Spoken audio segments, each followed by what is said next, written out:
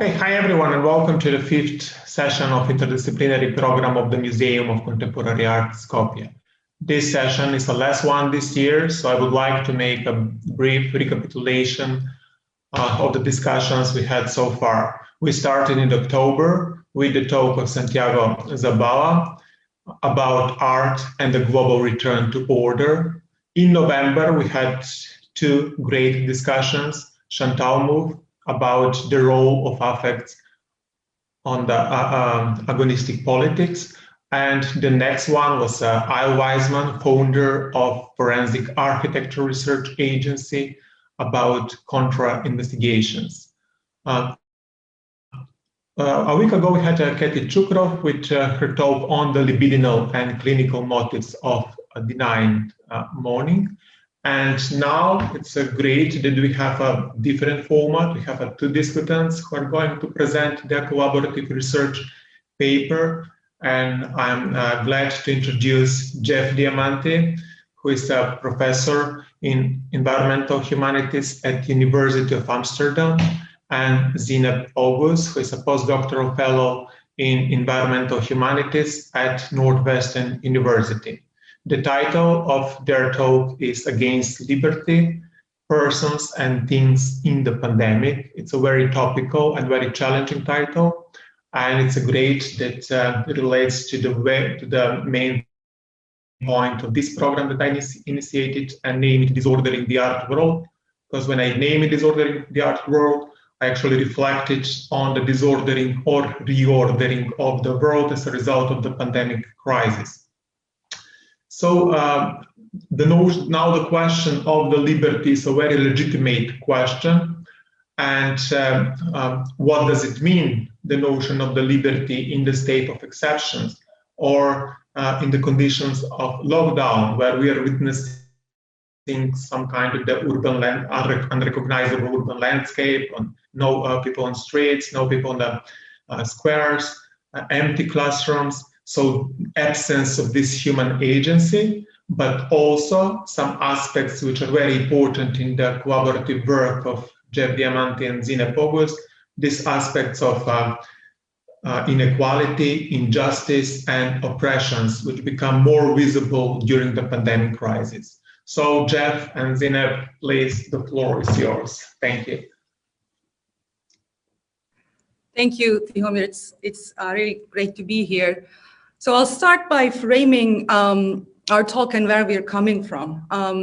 There has been a recent turn in the humanities and social sciences towards the planetary.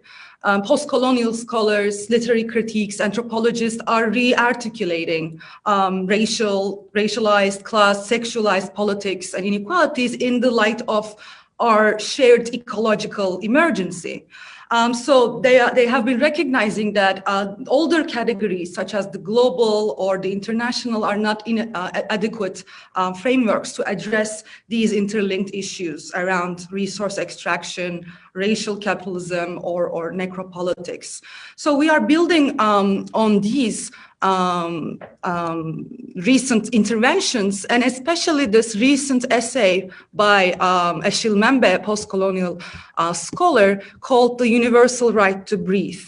And I'll just read the final paragraph of the essay and then start our talk. He writes, "If indeed COVID-19 is the spectacular expression of the planetary impasse in which humanity finds itself today, then it is a matter of no less than reconstructing a habitable earth to give all of us the breath of life. We must reclaim the lungs of our world with a view to forging new ground. Humankind and biosphere are one. Alone, humanity has no future. Are we capable of rediscovering that each of us belongs to the same species, that we have an indivisible bond with all life? Perhaps this is the question, the very last, before we draw our last dying breath." So this essay was published in April 2020, translated from French. So it is through these insights that we are building our talk. So, in this talk, we advance the critique of the notion of liberty through an elemental ethnography of what accumulates in the air amidst the pandemic. fumes, pathogens, particulate matter. By elemental ethnography, we mean a mode of reading social and ecological histories as the opposite of treating natural resources as an independent economic field, separate from lived lives and categorized in relation to elements like oil and the chemical profile of air. More than just a critical rejoinder to an ecophobic discourse of sociality, we turn to the elemental. Our turn to the elemental is also a mode of relating the planet as the Caribbean intellectuals Edouard Glissant and Derek Walcott conceive of the poiesis of world force. Here, the C for Walcott is history, and for Glissant, it is the unrepresentable force of elemental interaction that requires a concept of radical alterity or chaos monde. In our account that follows, the elemental focus is still on the underappreciated social and chemical bond between hydrocarbons, the regulative force of oil as a financial tuning fork, and the very discourse of liberty in late liberal capitalism. In the pandemic, this dialectical knot between oil and liberty spills out in a conflict over the right to breathe. The freedom to breathe another's oxygen and to subject them to yours. The imperative to not to.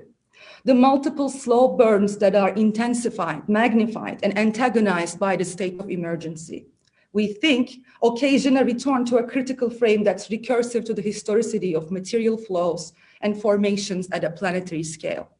Such a frame has been largely in recession for the past decade, but the present has been a long time coming. The elemental ethnography we begin to sketch here is an answer to the proverbial question posed by emancipatory theory: how to situate lived material realities in the longue durée from which they take their ideational form, and how to relate particulars and universals to the extent that we are serious about self and systemic abolition. Why are these bodies tasked with essential services? Essential to whose vested interests? Or asked another way, why are they targets of structural violence, destitution, hunger, vulnerability, incarceration, susceptibility to disease, and foreshortened lives? Which planetary materials triangulate the expanded reproduction of capital? How so that they are exposed so unevenly to the unearthing of pathogens and environmental catastrophe alike, and to the differential social forms that shade the racialization of class and the political ontology of race as an unresolvable contradiction of classical liberalism and its conservative underbelly, of course. The liberal nation state reproduces this contradiction as a structural feature of its identity and difference, its futurity, and its constitutive genealogy. If the virus, in fact, does see race and class, according to a recent CDC report, race and class are far more important to the burden of mortality than age, with working class and working age Latinos, Asians, Blacks, and indigenous communities between the ages of 45 and 65 far higher on the overall toll than white people of any age. It is because the tyranny of the biophysical gets enacted as a slow violence of subjection. And that same subjection, we argue, is responsible for the very formative distinction between matter and reason, livability and killability, and the structural elements that both intensify and naturalize suffering under early and late liberalism alike. Liberty is wreaking havoc on those to whom it relies for its material freedoms. So let us begin with an incommensurable antagonism. In late June 2020, after a month of collective action to abolish state violence against Black lives, Kimberly Jones addresses the moralism of wealthy liberals concerned about the destruction of property. You broke the contract when you killed us in the streets and didn't give a fuck. You broke the contract when for 400 years we played your game and built your wealth. You broke the contract when we built our wealth again on our own by our bootstraps in Tulsa, and you dropped bombs on us. When we built it in Rosewood and you came in and you slaughtered us. You broke the contract. So fuck your Target, fuck your Hall of Fame. Far as I'm concerned, they could burn this bitch to the ground and it still wouldn't be enough. And they are lucky that what Black people are looking for is equality and not revenge. Meanwhile, in the south of the country, Lieutenant Governor of Texas, Dan Patrick, tells Americans to get back to work and to take certain death as a necessary sacrifice for the freedom of the nation. Let's get back to work. Let's get back to living. Let's be smart about it. And those of us who are 70 plus will take care of ourselves, but don't sacrifice the country. What is the common texture holding the incommensurability of these two positions to the historicity of the present? Between a police precinct in flames and a sub-zero spot price for futures in West Texas oil contracts. What blurred ontology of liberalism is coming into view in this space cracked asunder by the crisis of COVID-19? In what ways is the discursive and structural imperative to get back to work in a pandemic bound up with the structural, that is, founding and ontological, racism of fossil capital's 20th century core?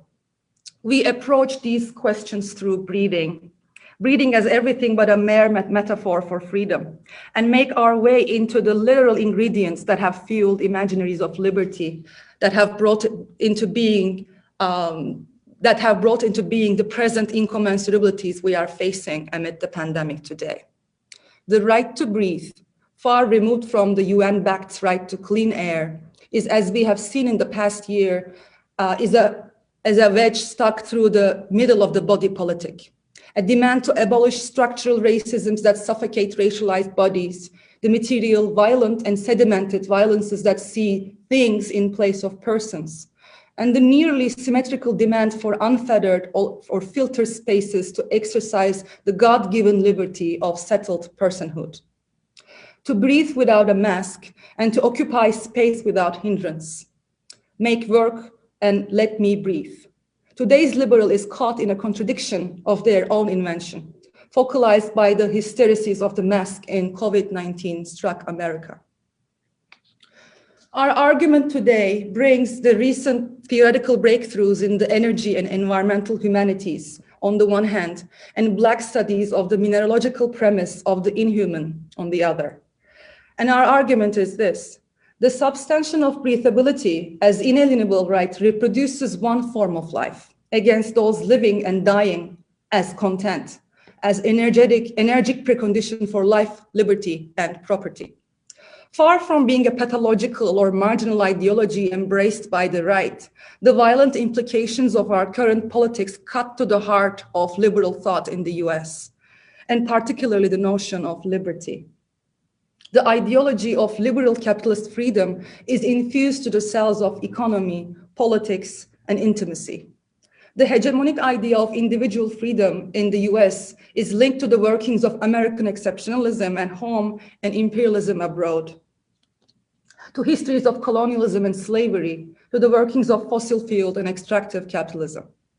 The premise of US liberty has long involved and precipitated the exploitation and externalization of bodies and ecologies rendered exhaustible. The pandemic merely amplifies the existing state of emergency. So the work here is a truncation of a much larger project between Џеф Diamanti and me, called Against Liberty, that seeks to explore the political, economic, and cultural roots of individual freedom so that the left can not only expose the liberal project's affinity with anti-collective freedom and anti-Black and indigenous liberation, and thus its inability to deal with right-wing politics today, but also articulate a non-liberal notion of freedom that is predicated on an ethics and politics of interrelatedness and justice, communal care and luxury, and human and non-human flourishing. In building on Dorothy Roberts' classic critique of liberty in context of Black women's reproductive rights in America, we are also helping to refocalize the burden of mortality amplified during the pandemic through the political ecology of hydrocarbon modernity and the planetary dynamics it has unleashed. This is a crisis of the reproducibility of late liberal ontologies writ large.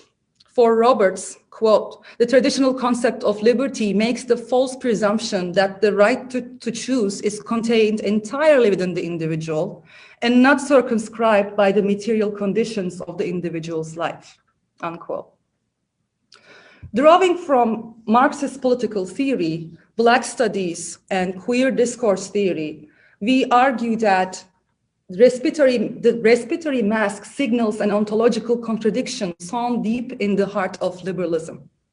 The liberty-loving subject of liberalism's Republican exteriority exposes an antinomy for the socially distanced civil society, who view masks as a freedom of choice and refuse to do so on the basis that this stands against basic American notions of individuality and freedom, the pillars of US exceptionalism.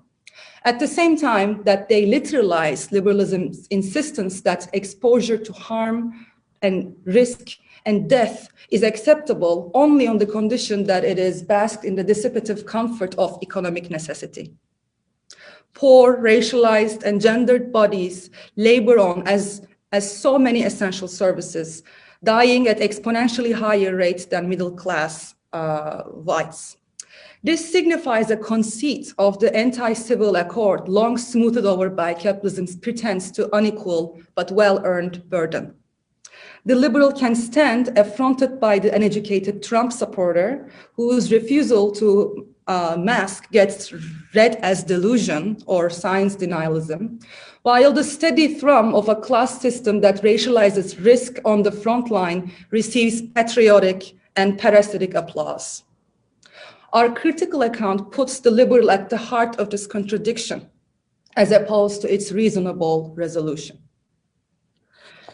Experts and liberals have diagnosed anti-maskers as a problem of false consciousness or unreason, and have consistently urged anti-mask wearers to attend to the facts. But they have failed to offer a critique of the notion of individual freedom that is at the heart of liberal democracy. We propose that our current predicament is a direct symptom of liberal democracy's own contradictions, and proceed with a mode of materialist analysis attendant to the ideological, infrastructural, mineralogical, and sexual undercurrents animating liberalism's antinomy of freedom and exhaustion. In Against Liberty, we argue that these instances are not simply cases of false consciousness of lack of reason, but are rooted in the very notion of freedom that both liberals and conservatives have deeply embraced.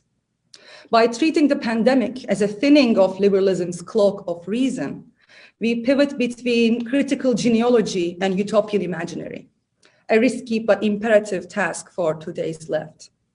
We argue, but the ongoing state of exception bring revolutionary desires and tactics into stark relief amidst the utter unthinkability of anti-capitalist futures. So we ask, what would it mean to bring the political ecology of COVID-19's respiratory attack and the literal plea that I can't breathe into intimate relation? In our remaining time, we will trace the workings of the political ontology of liberal freedom, along with political economies of bellwether materials, grain, labor, and oil, in order to reconstruct the genealogy of liberty through the political ontologies that these materials have brought into existence: sacrifice and immunity, mastery and property, reason and self-determination. Okay, I'm assuming everybody can hear me. Now think back to March 24th, 2020, mere weeks into the full slate of emergency measures rolled out across the globe, and the Lieutenant Governor of Texas, Dan Patrick, is ready for Americans to, quote, get back to work. At the age of 69, Patrick is both at high risk of death from the virus and also therefore able to feign sacrifice for the good of the nation. And this is precisely how he'll defend against later insult when he declares pointedly that, quote, there are more important things than living, and that's saving this country from my children and grandchildren, unquote. In exchange for the probable risk of death, Patrick insists grandparents all over the country would, if asked, take the interests of the nation's economy over the interests of the individual any day. So in a follow-up statement some months later, Patrick clarifies, quote, my message is that let's get back to work. Let's get back to living. Let's be smart about it. Don't ruin this great American dream, unquote. The sleight of hand here is laudable. Sacrifice on this account is the liberal individual's response to mass mortality, grind the economy to a halt to reduce individual exposure for the fear of science fictions.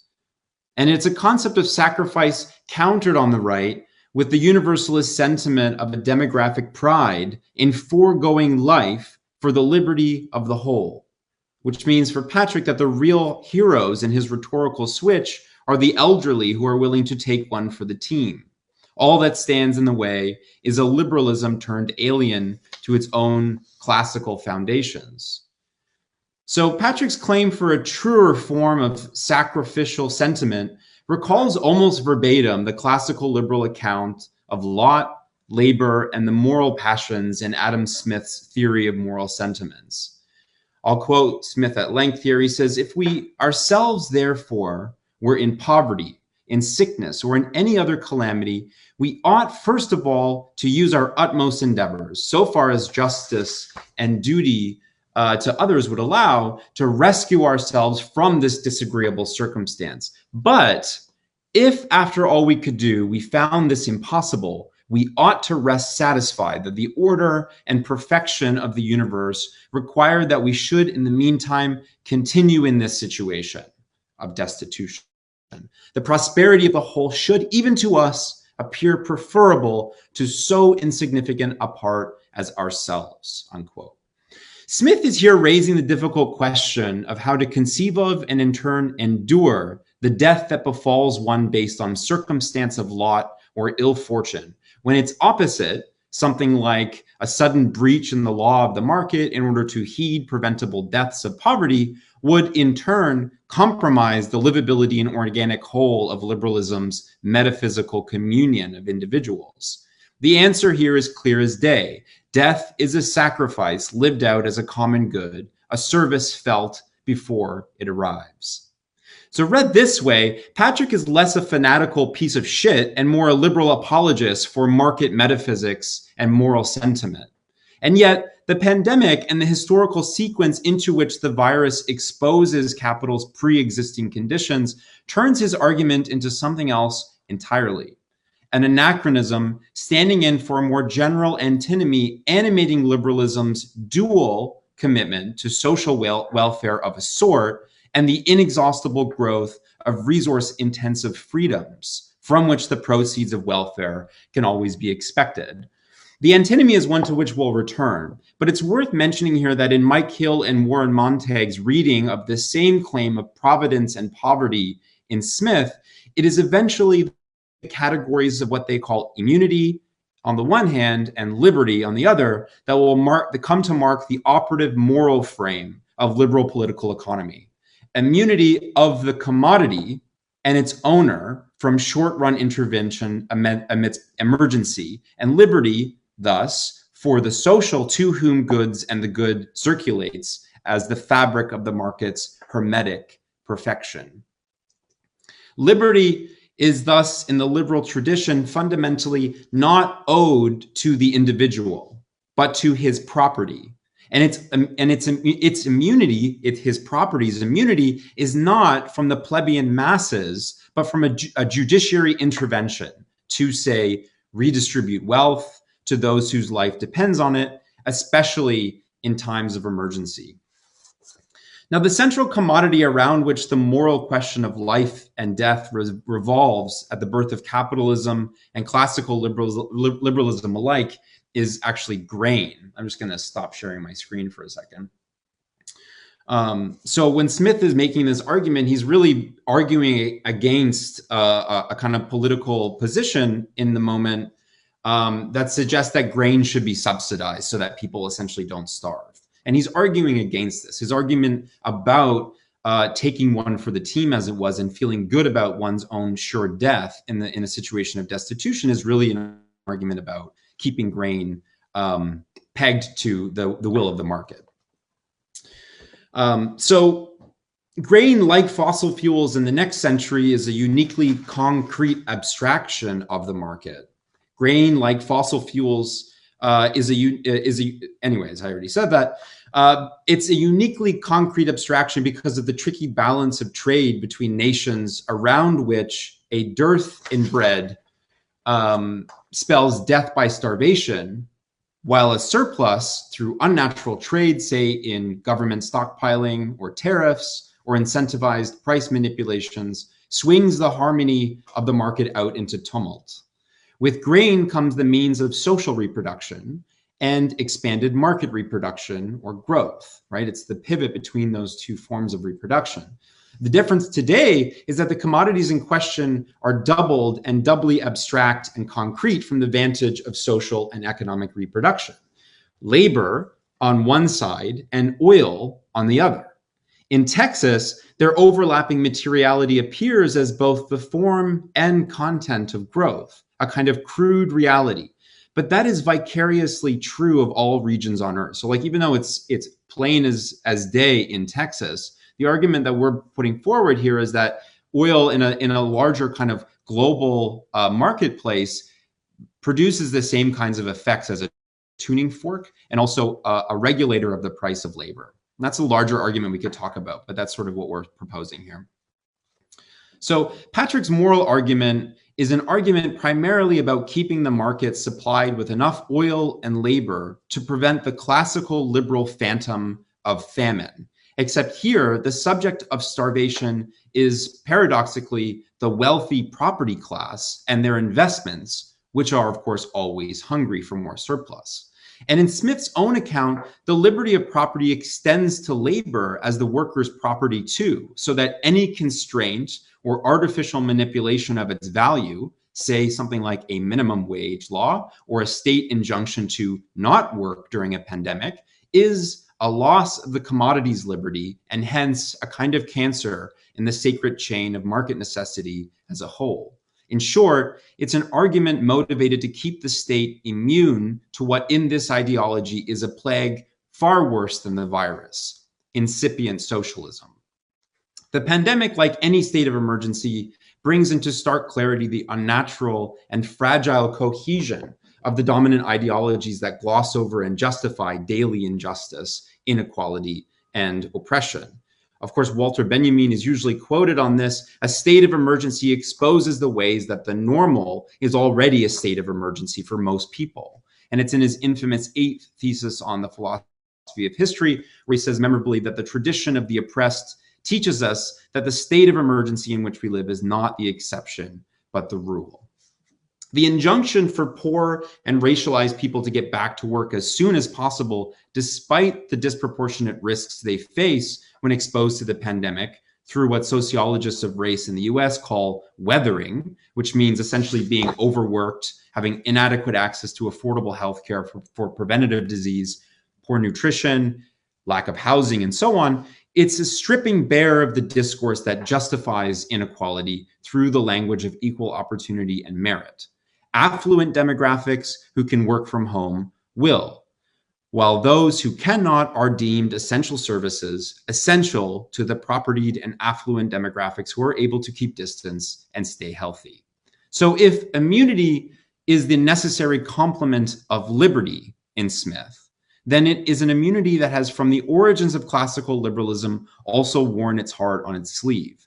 Those who will die at the edge of the social ought to do so with pride of providence. Their sacrifice is constitutive of the internal harmony, since its opposite, state intervention or unnatural manipulation of the market forcing a price, would compromise the good of the whole.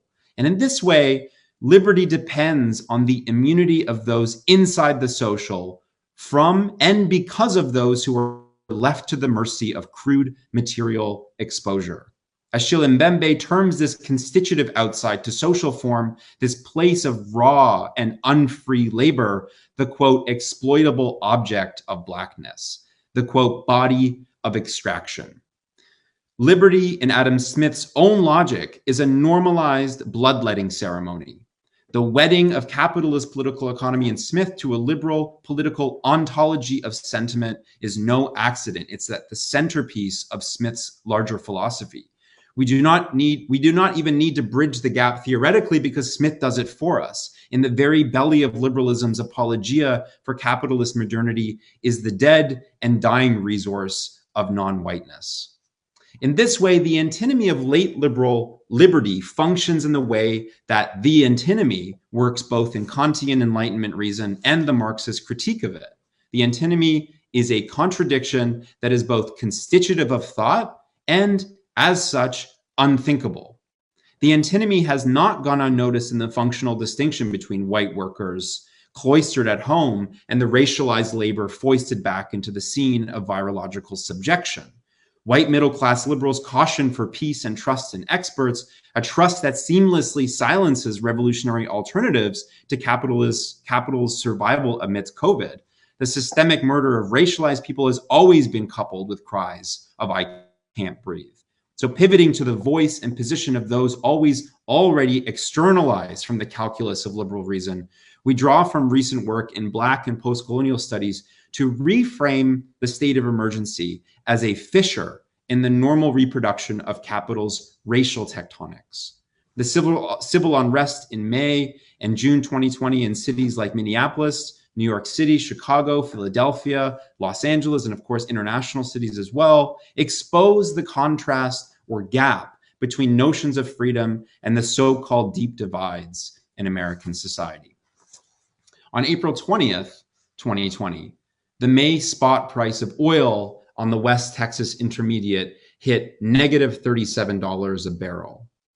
Asked about the state of the sector a week later, Patrick Montalban of the Montalban Oil and Gas Operations Company in Texas called it a, quote, bloodbath out there. Can you imagine, he continued, minus $37 a barrel. There's something wrong with that market. It's ridiculous, unquote. In the meanwhile, another bloodbath has been taking place. COVID has been infecting and killing Black, Hispanic, and Asian and Native American populations at a disproportionately high rate in the US. The respiratory disease has doubled down on pre-existing conditions: asthma, poverty, anti-Blackness. Frontline communities are already burdened with industrial emissions, are especially vulnerable to the disease. Counties that are majority Black have 3 times the rate of infections and almost 6 times the rate of deaths as counties where white residents are in the majority. At the national level, this results in even larger documented mortality disparities. Black, Indigenous, and Latino Americans all have a COVID-19 death rate of triple or more of white Americans, who experience the lowest age-adjusted rates. I mean, this should not come as a surprise. The disproportionate dying of Black Americans is implicated upon the ongoing histories of racial segregation and violence, of the rendering of Black bodies vulnerable, disposable, and expendable by centuries of colonial and capitalist oppression and exploitation, characterized by slavery, extraction, and cheap labor. Black vulnerability and Black death amid the pandemic are perhaps nowhere as visible as they are in New Orleans and the stretch between the city and Baton Rouge, known as the Louisiana-Mississippi Petrochemical Corridor. This necropolitical death world, in Membe's words, is a nexus of multi-layered histories of slow violence and eventful disasters in a place where the ongoing processes of slavery, petrochemical complex, disasters, economic fallout, and police violence are now coupled with the calamity of the virus. Following the murder of George Floyd on May 2020 in Minnesota, hundreds of people gathered in the city hall in New Orleans. Wearing masks and keeping their distance from each other, they marched toward Canal Street. This is Canal Street, chanting Black Lives Matter and holding signs, "I can't breathe." The protesters were uttering Floyd's almost final words, which were not quite ironically at all also the final words of Eric Garner, who was choked to death by NYPD in 2014, as the epitome of Black experience in the United States right now. As some commentators noted, the tragic irony of African Americans protesting while shouting, "I can't breathe," and simultaneously dying disproportionately from a respiratory disease was glaring. But breathing in the settler colony, that is the United States, has never been equally distributed, and it has never been a nonviolent act. And New Orleanians' lungs, especially Black New Orleanians' lungs, which are being collapsed in uneven rates today, are already harmed by the racialized geographies of petrochemical capitalism that is built on and sustained by the logics of slavery, extraction, and the plantation.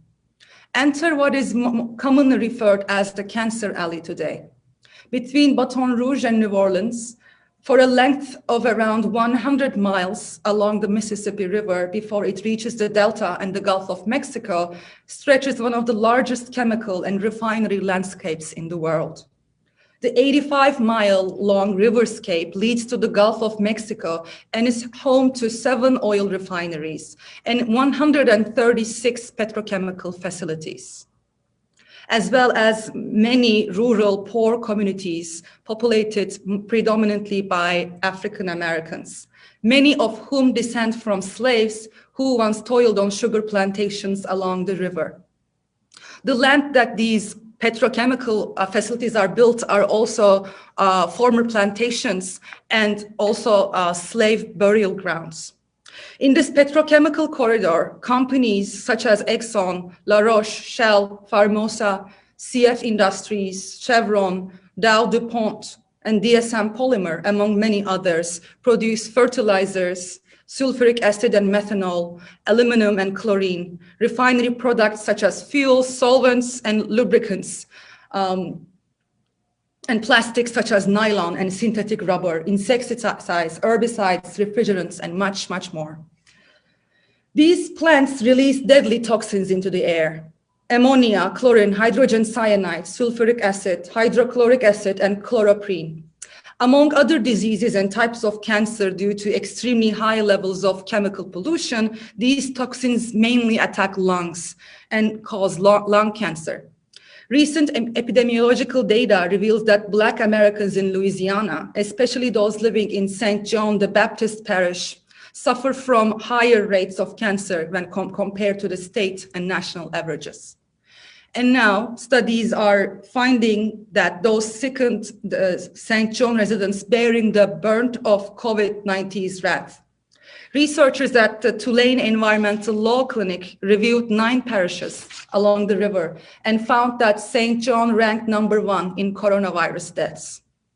Here, susceptibility to COVID-19 is a direct result of petrochemical and racialized capitalism. Particulate matter released from the plants suppress immune systems. Damaged lungs due to chronic breathing are more vulnerable to the respiratory effects of the virus. This is what Michelle Murphy calls a chemical regime of living, quote, in which molecular relations extend outside of the organic realm and create interconnections with landscapes, pollution, and consumption, requiring us to tie the history of technoscience with political economy, unquote. These interconnections bear the burden of existing structures of violence as they concentrate in zones of dispossession and sacrifice, zones that are sacrificed for the sake of larger political economy or the well-being of the nation. In addition to race, they accumulate in intergenerational, gendered, and land-based forms, disproportionately and chronically affecting those that are located at the nexus of these overlapping systems.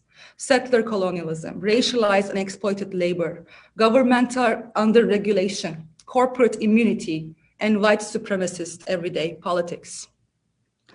On the brink of such violence, is it too far-fetched to claim that what ties all these allegedly separate forces is the lived idea of liberty? The liberty of the market, the liberty of the corporation, the liberty of the individual. Why are we mad at the liberty of the toxicants to attach themselves to lungs when the particulate in question is probably the last entity whose movement can be actively attended to? Isn't this what happens when liberty, as we know it, runs its full course under racialized petrocapitalism? Toxic matter runs amok and attaches itself to the lungs of the bodies that matter the least. This is what anthropologist Kristen Simmons refers to as settler atmospherics. where breeding, essential for life, becomes a potential danger to that life, in places characterized by these chemical, colonial, and racialized relations in the wake of petrochemical capitalist enterprise. Breathing for the communities in Parish Bay in Louisiana, for example, is also an act of engaging with a future of bodily harm and death, a violent future implicated by intergenerational histories of enslavement and exploitation and chemical exposure. The futurity that collapses Black life and Black freedom is a direct result of a recent past that has been shaped by the notions and experiences offered by the fossil-fueled utopia of mobility, self-actualization, mastery, immunity, and property. American liberty built by the joys and spills of oil. This is the final section. We started this talk by turning to the liberal media's interpretation of anti-maskers in the wake of the COVID-19 pandemic.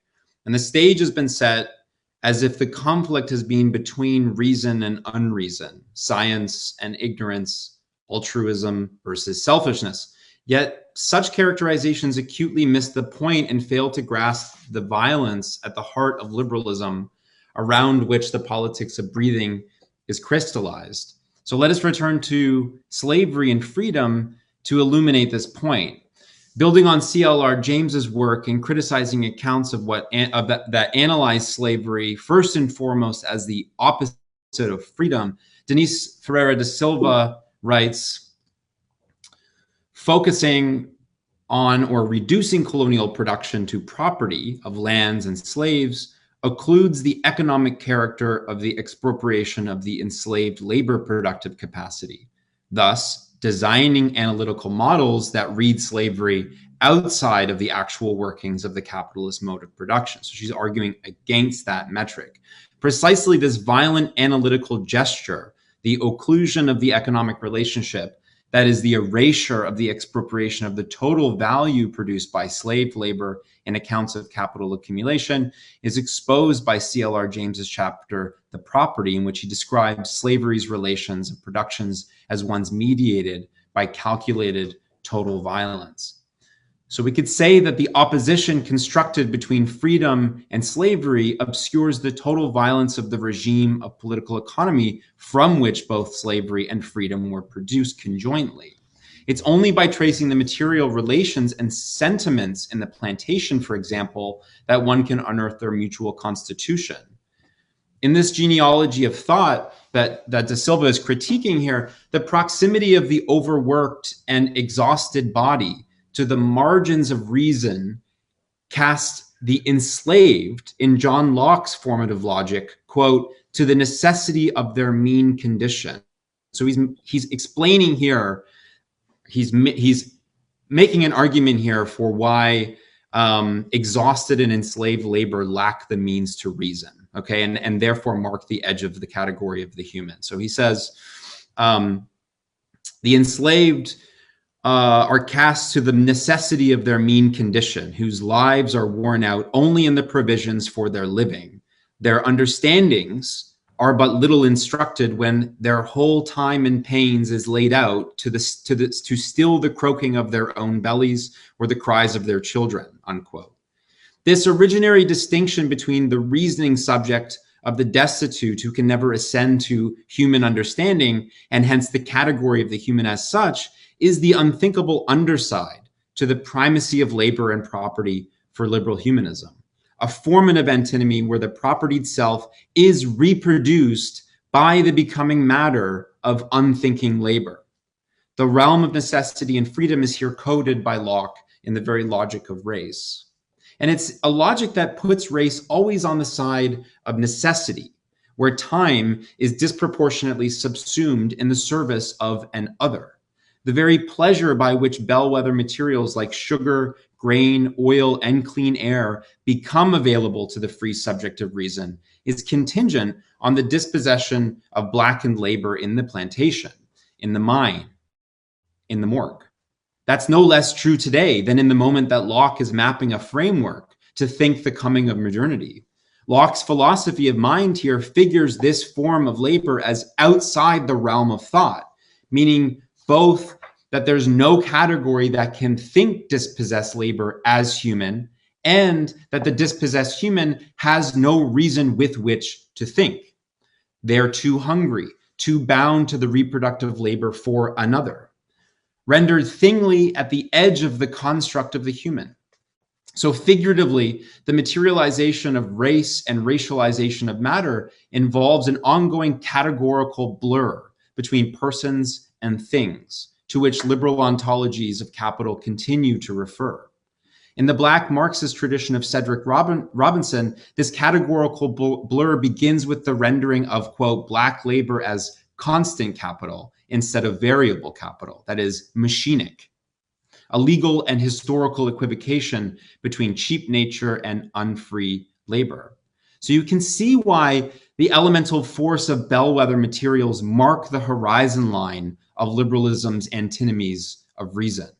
The historicity of the present is materially heaped upon the sedimentation of this elision between free personhood and unfree things. And the ecological crisis in which the pandemic unfolds is the materialization of that antinomy as a planetary condition writ large. For this reason, Francois Vergès asks what methodology is needed to write a history of the environment that includes slavery, colonialism, imperialism, and racial capitalism from the standpoint of those who were made into cheap objects of commerce, their bodies as objects renewable through wars, captures, and enslavement, and fabricated as disposable people whose lives do not matter, unquote. The idea for Vergès and the Black Marxist tradition is not to simply, therefore, include the story of race as a supplement to the environmental theory of history, or to include Blackness into the notion of humanity, but to instead, much more radically, unsettle the very political ontology through which materialization of race and racialization of matter take place. As Zakiya Amon Jackson writes in Becoming Human, anti-racist critiques have often failed to challenge the epistemic foundations through which Blackness has been equated with this sort of state of in-betweenness or animality. Thus, the radical project is not to expand the boundaries of humanity and argue against Black humans' animality, but to dismantle the entire equation around which reason, humanity, and freedom is built. As Jackson writes, what I'm suggesting is that freedom is a practice of onto-epistemology as well as of affect or feeling. The animal as symbol, as trope, as locus of possibility must be rethought and transformed. Otherwise, it will continue to animate anti-Black discourse and institute itself biopolitically. To be against liberty, then, is to be against liberalism's rationalization of the ever-expanding scale of bloodletting and to abolish the material divide as a racial divide. It's to advance collective forms of autonomy from the homicidal immunity of the market and its core categories of sentimental subjection. It's to be against a form of freedom and desire mounted atop the plantation, the mine, and the morgue.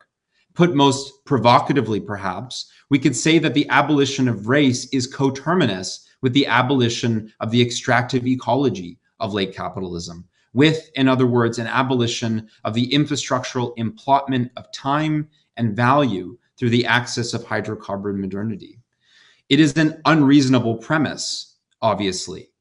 That category of the human is marked internally by its material relation to what gets dug out from the earth. That's a strange thing to say in most disciplines, but it's worth reminding that the very concept of climate change tells the same story, but from the standpoint of liberal humanism, where, in other words, the anthropogenesis of climate change names the material relation of the concept of the human to its material base. In the elemental ethnography we're helping to establish here, bellwether materials mark the shoreline, or what Tiffany Lethabo-King terms the shoals of white liberalism, where reason and freedom occasion argumentation about the limits and consequences of liberty. But it's a shoreline littered with the remains of each epochal shift into greater and greater material density and dependency. The air one breathes or can't breathe today is saturated by these multi-layered histories, polymers, pathogens, and ideologies that the plantation and the petrochemical complex have brought into being in the past 5 centuries. And it bears repeating over and over again. Material sedimentation is not a mere metaphor. The scene of essential and hence unfree work is one where living labor chokes on the fumes of what Catherine Youssef terms a billion black Anthropocenes. These materials not only accumulate, quote, what she calls imaginaries that organize blackness as a stratum or seismic barrier to the costs of extraction across the coal face, the alluvial plains, and the sugarcane fields, unquote, but today make breathing a controversial act as the US civil liberties under COVID-19 have turned tyrannical. Right-wing politics in the United States have long legitimized their violent agenda through references to the Constitution and their followers' inalienable rights to individual liberty and personal freedom. The contentious politics, though, in the wake of COVID-19 crystallized these undercurrents as thousands of people refused to wear masks on the grounds that they were exercising their rights to individual freedom of choice. Amidst the varied violences exposed by the current state of emergency are the non-reciprocal formulas around which respiration gets assumed and delimited as a sovereign right for some and a fiduciary privilege for others. Breathing is a biotechno-political act where boundaries between the interior of the subject and the exterior of the body and the body politic are constantly negotiated. That's why the fanaticism solicited by the mask as an injunction works through the discourse of immunity and refusal. Immunity from an other's bad air and immunity from the imposition of restricted liberty. It's caught between these two valences of immunity. We propose today that existing imaginaries of liberty conceal the affinity between the violence and promise of breathing an atmosphere that is historically and materially constituted through subjection. So again, to be against liberty is to focalize new forms of autonomy from the liberal haze of rational categories unlived, or what Frantz Fanon and Sylvia Wynter term the sociogenesis of race.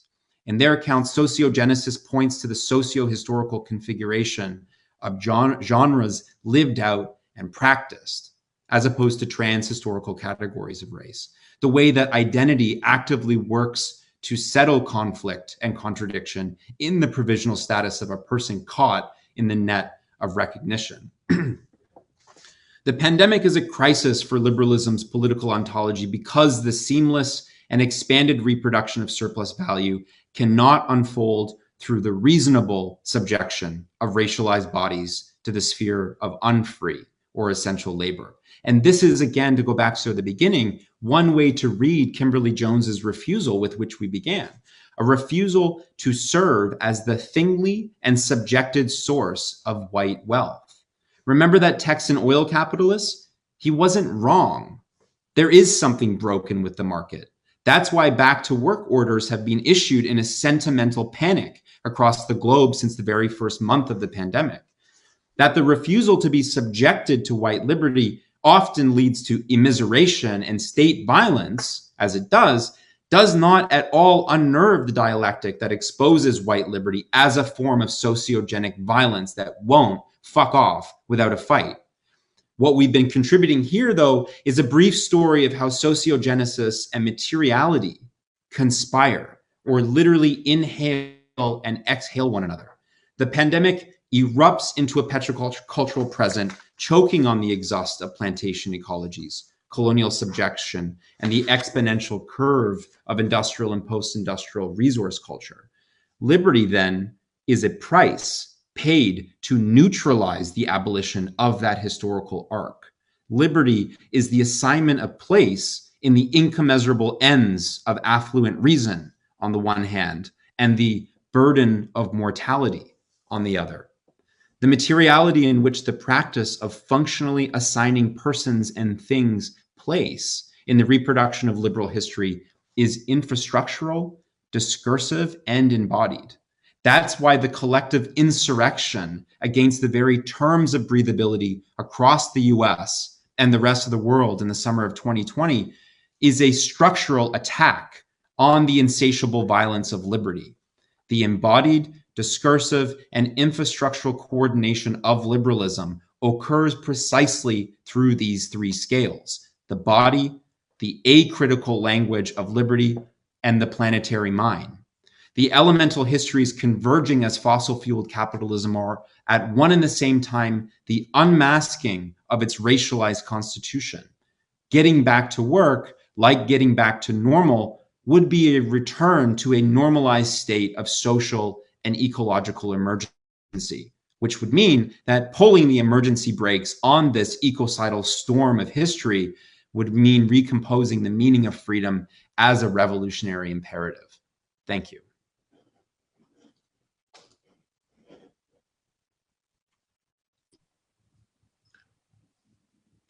Thank you so much, Џеф and Zeynep, for really great talk and points.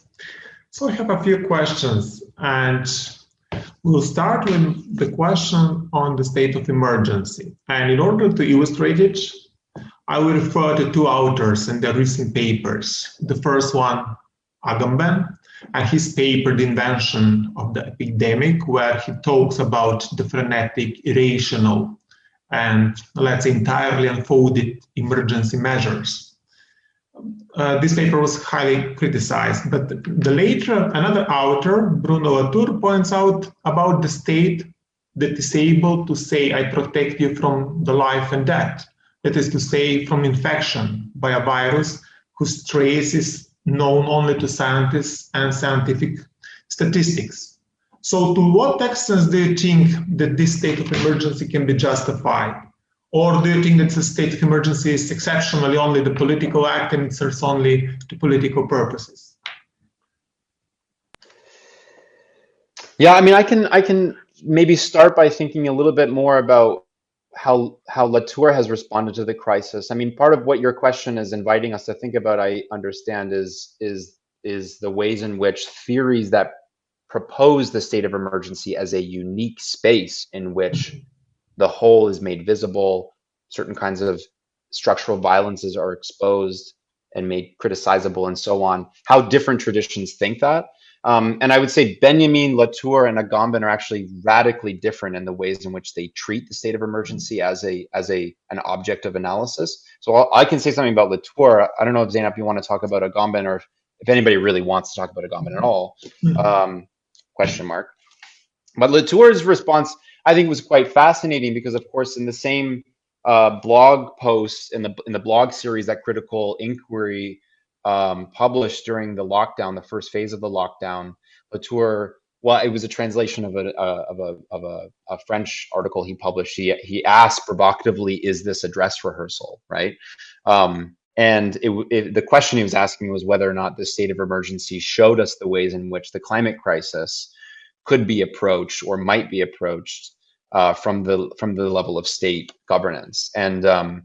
And he was quite, I mean, ambivalent about the answer to that question, whether or not it's a dress rehearsal. But of course, by posing it, he's also suggesting in a very similar way to what Andreas Malm is right now proposing in his recent book about COVID, which is that this verifies the infinite malleability of what we otherwise, I think, tend to think of as the sort of hardened hermetic seal of neoliberal governance. In other words, both Malm and Latour, I think, are pointing to the ways in which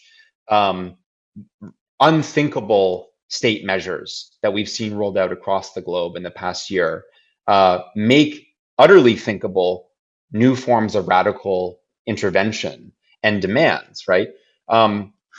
I will say, though, that I know I'm not answering your question directly, but I want to follow up on the Latour by also pointing to Joshua Clover's rejoinder to Latour's article in the Critical Inquiry blog.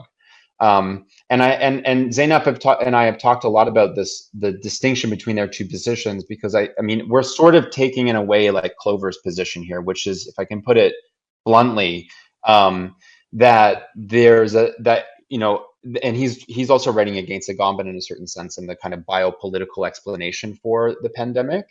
And Clover's position is like the sovereign that animates the thinking in Foucault and Agamben is long gone.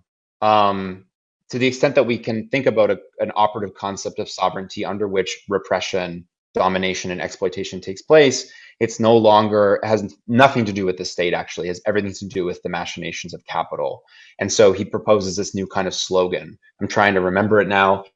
I might have to look it up as I invite Zeynep to jump in, but it's basically like make work and let die, right? And so, so I don't know, Zeynep, do you want to jump in on this?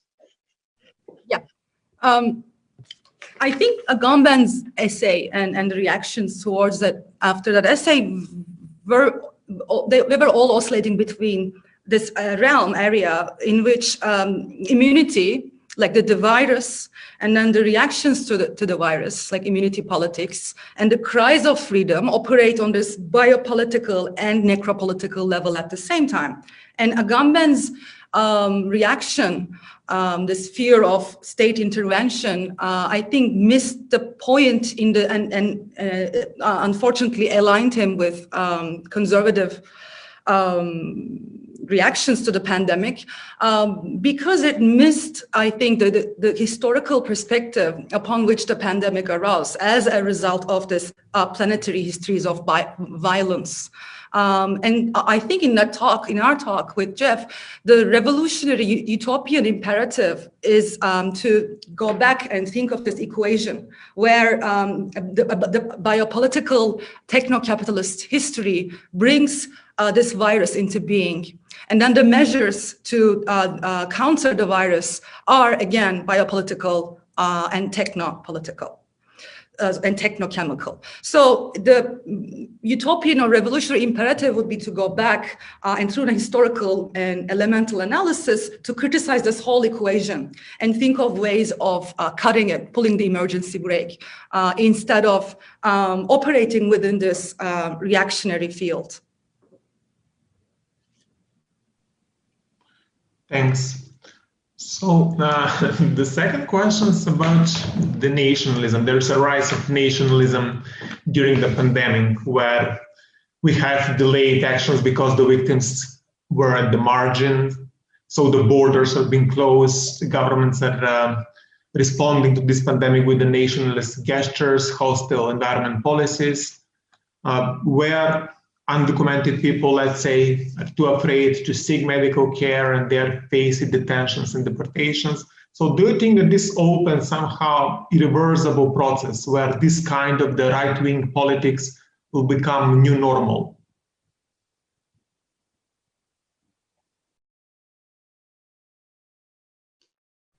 Đef? Zeynep. Yeah, I mean, we were talking about this yesterday, actually, as we're starting to learn really quickly about the asymmetries with which the distribution of the vaccine will get rolled out across the globe. And I mean, I have to say, I'll say two things really quickly, and then be quiet. I mean, I along with I think a lot of people in the first couple of months fully anticipated a kind of rapid and vapid amplification of xenophobia especially in Europe, but certainly in the United States as well, as a response to what I can hardly remember anymore because it was, this has been a long year, but there were whispers, there was still like so much uncertainty about the geography of the virus's itinerary. And there was still like conspiracy theories about the Chinese factory producing it and unleashing it. And I think there was a real serious sense in that moment that we were going to pivot really dramatically to a right-wing xenophobic nationalist politics in places like Western Europe, for instance. And it was like sort of surprising for a lot of people who had a hot take on that in the first couple of months, that by the summer, I mean, those same governments were like just as xenophobic as they were in February of 2020, but like no more so. So in the future, I'm not sure, but I do think one of the primary contradictions and sites where what Zeynep was just describing, the pre-coding of the crisis producing the kind of discourse and logic by which its resolution will unfold, is bound up with the existing and violent asymmetries of the global economy, so that in some places a vaccine will not be available for upwards of 4 years, right? So they're those spaces are functionally being dropped out of history, right? So that's a kind of like, I think that's a kind of like market-driven xenophobia. Yeah, go ahead, Zeynep. Yeah, more like a meta commentary. These kinds of crises also always contain the spark of revolutionary change or the suspension of the status quo. And I think during the first few months of the pandemic, while everyone was in shock, like the capital wasn't ready for this as well. There was this like Benjaminian flash, an opportunity also for the working classes and the left to like capture this moment, which has been lost because the capital reterritorialized the deterritorialized area pretty quickly. So this is, and then we basically started going through this like really isolationist or continued accelerating that isolationist pro-immunity course. But on the other hand, this amazing unprecedented mobilization against the murder of Black lives started growing and mobilizing in the US and internationally, like from Turkey to France. So that is also something we cannot ignore. The mobilization of multitudes and that are linking directly racial violence to ecological catastrophe and state violence and capital. So that is also another current. And we also have to recognize that there is a global, let's say, planetary mobilization at the same time. Thank you. So in that context, you talked about economy. So do you think that this pandemic crisis somehow allows some chances for the reimagining of the social states in the favor of the use value in the economy, in the favor of what are our concrete needs, what is useful for human life now, for collectivity, or this will be reduced to, let's say, another chapter in the long history of capitalism?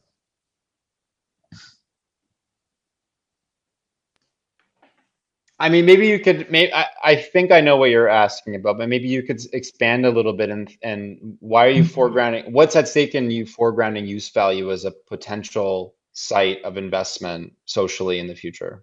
Actually, I read Franco Berardi article about the use value and how it is expelled from the long time from our society, from the capitalism, and now maybe it's a chance, let's say, to reintroduce the use value. So in that context is my question.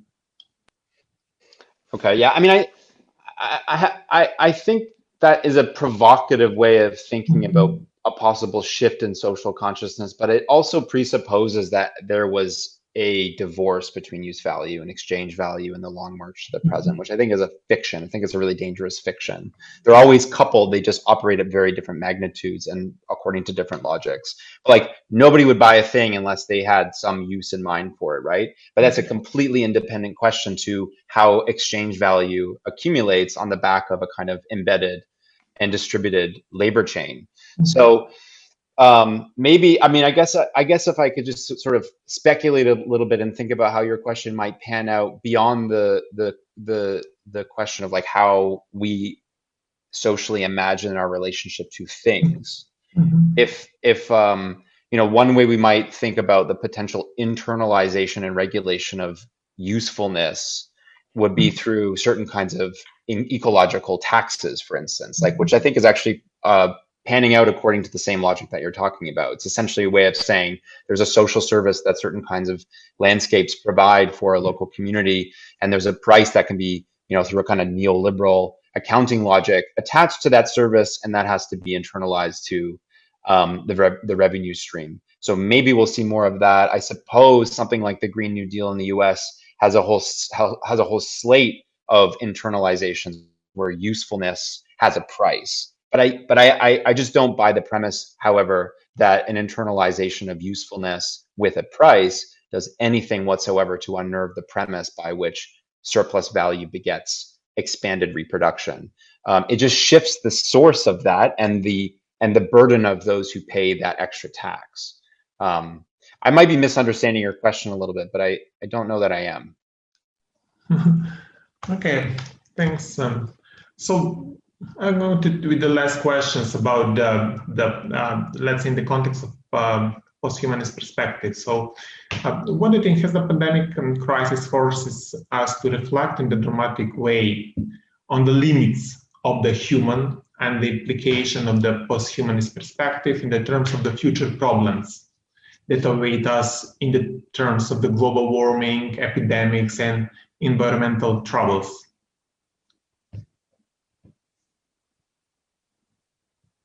So your question is how does a post-humanist thinking help us re-articulate environmental planetary problems? Yes, yes. I think the last question and this one are also linked to each other. Thinking about it, these are ultimately thinking about our relationship to things and beings. For instance, what is it? What would it mean to not think about what's under the ground as a resource? So this is even before the question of use value, I think. What would it mean to think beyond the extractive imperative? Because when we think about Green New Deal or energy transitions to, let's say, a solar or wind economy, we can trace the same extractive logics around which these renewable energy transitions are built upon. So that is also linked to how we think about other animals and ways of relating to them, and rethinking our personal boundaries, like the interiorities and exteriorities that constitute the human in relation to the matter under the ground, over the ground, and other living beings. So it's, I think, requires a radical reconfiguration of how humans are related to matter and living beings. And otherwise, it will be hard to grasp the planetary scale of the emergency we are facing and the radical emergency brake that we have to pull in order for collective survival with other non-human animals at the same time. I don't know, Џеф, what you think about it. I totally disagree. I'm just kidding.